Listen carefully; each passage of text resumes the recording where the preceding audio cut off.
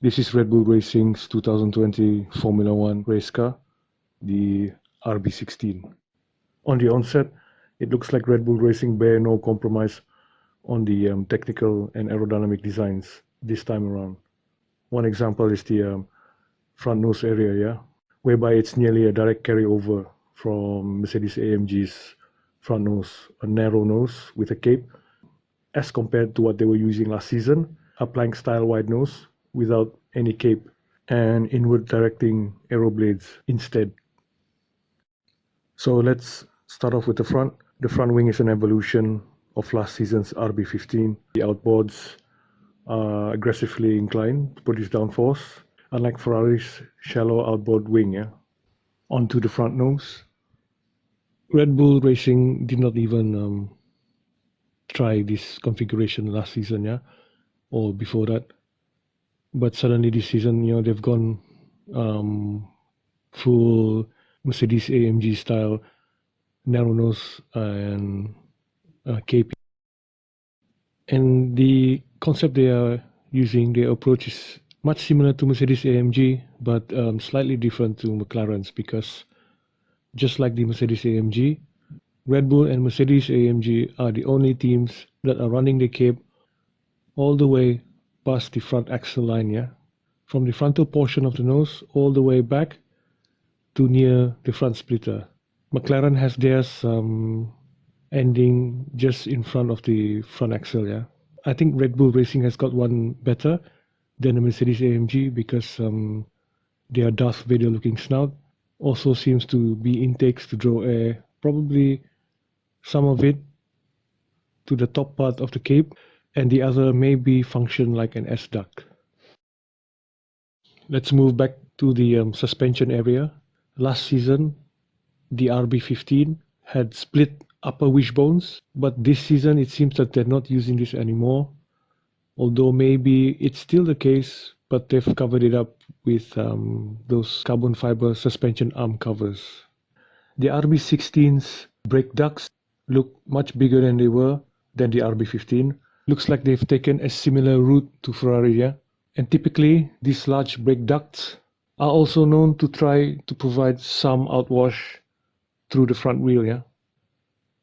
Also different than last season's car is that their steering rod now is integrated within the suspension arm, yeah? So it cannot be seen from outside. Red Bull Racing has gone completely the opposite direction of what Ferrari is doing this season, yeah? Which is quite curious between the two teams' philosophy. Last season, Ferrari had their steering rod inside their suspension arm, and this season they have exposed it, most likely for aerodynamic benefits, because the steering rod looks kind of wide and also looks to integrate from an aerodynamic perspective with the front suspension arm to have an even wider aerodynamic element when combining the two, yeah, to work as an aerodynamic element, drawing air downwards. This is what Ferrari is doing. So they're actually taking advantage of the rule book, yeah. Continuing last year's car, the upper arm and the lower arm, among all the Formula One cars, Red Bull Racing has their upper arm and lower arm very, very close to each other, doing this for aerodynamic advantages, yeah, which is to have a clear path above the suspension and below the suspension, whereby some other teams have gone by using a raised double wishbone suspension on the uprights, yeah.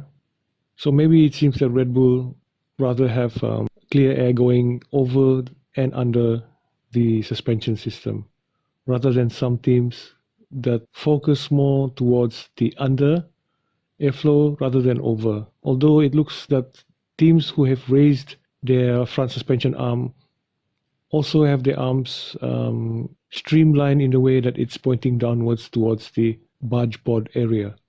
Red Bull, on the other hand, again, are cleaning up the airflow around the suspension. Moving back here, this area, we look at the barge board and look at how the barge board open up towards the side pods, yeah? Even though the barge board is so complicated, fussy, with so many aerodynamic elements to influence aero, at this angle, you can literally see through towards the side pods, yeah? This also shows that because the picture is at an angle, airflow is pointing towards this direction, downwards, towards the lower part of the side pods.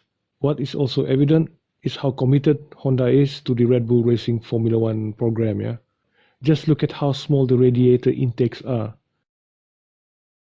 So Honda not only developed an engine for power to fuel economy ratio because of the fuel limit and packaging or lightweight, but also aerodynamics. Yeah, so the engine is engineered to actually provide better aerodynamics as well. So this is how far they're stretching engineering technology in Formula One. A lot of teams are also reducing the size of the intake, even though there's a possibility that all of them are producing the same or even more power this season. Yeah, but it seems that the Red Bull Racing RB16 has the smallest side pod intakes. Now let's go back further some more and look at the side pod design. Yeah, the side pod design this season is even more aggressive than last year's car. It is sort of like a carryover, but with an even more aggressive shape, whereby the sharp shoulder line of the side pods now is rounded over. This is done to encourage even more airflow towards the floor's upper section. And there's a reason for this. It has something to do with the front outwash here by the barge boards towards the front side pods, influencing even more outwash with this downdraft design of a side pod. Yeah, so they're getting more and more aggressive with this. Yeah, this design was seen in 2017 by Mercedes AMG and Red Bull. So over the years, they've improved it. And the development phase of this side pod downdraft is much more aggressive, yeah, for 2020 compared to the annual development it has gone through. Moving on to the rear section, the launch car spots two rear wing towers instead of one. Last season they used one, but this is still a launch car, yeah, so we don't know. The chassis rake on the Red Bull Racing's RB16 launch car does not look so aggressive. It's merely adjustable through suspension setup. So during Barcelona testing and racing, they could increase it. Yeah, we could see an increase in this. The rear suspension too has been revised. Looks like they have raised the rear suspension through the uprights, and the wishbones are now higher. Again, sacrificing optimum structural rigidity design or lightweight in its place for aerodynamic benefits underneath the suspension where the diffuser starts to open up. Yeah, so there's going to be cleaner airflow on top of the diffuser. Red Bull Racing has really pushed this season's car, yeah, to the limit. They basically adopted the front end from the Mercedes AMG's nose. They pushed aerodynamic philosophy to the maximum.